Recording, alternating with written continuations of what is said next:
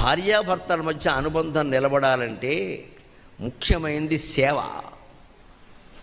ముందు ఆకర్షణ ఉంటుందండి. ఎప్పుడూ పెళ్ళి ఆకర్షణ లేకుండా జరగదు, చేయకూడదు కూడా. ఆ అబ్బాయి నీకు నచ్చాడా, ఆ అమ్మాయి నీకు నచ్చిందా అని అడగాలి ఖచ్చితంగా.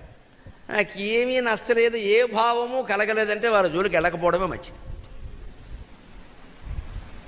మగాడిని అడిగామనుకోండి, అమ్మాయి నచ్చిన సూపరు అంటాడు. అక్కడ అమ్మాయి అలా అనకపోయినా కానీ ఇదివరకు అయితే కాస్త అనేవారు.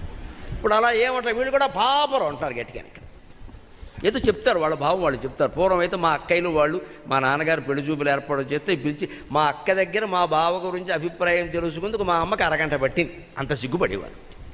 నన్ను అడుగుతావేమిటి అమ్మ, నన్ను అడుగుతావేమిటి అమ్మ అంటే అది అంటే ఊనే అర్థం. అక్కడ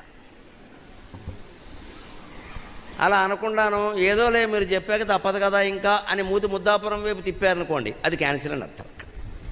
దాన్ని బట్టి తల్లి గ్రహించుకునే తండ్రికి చెప్పింది.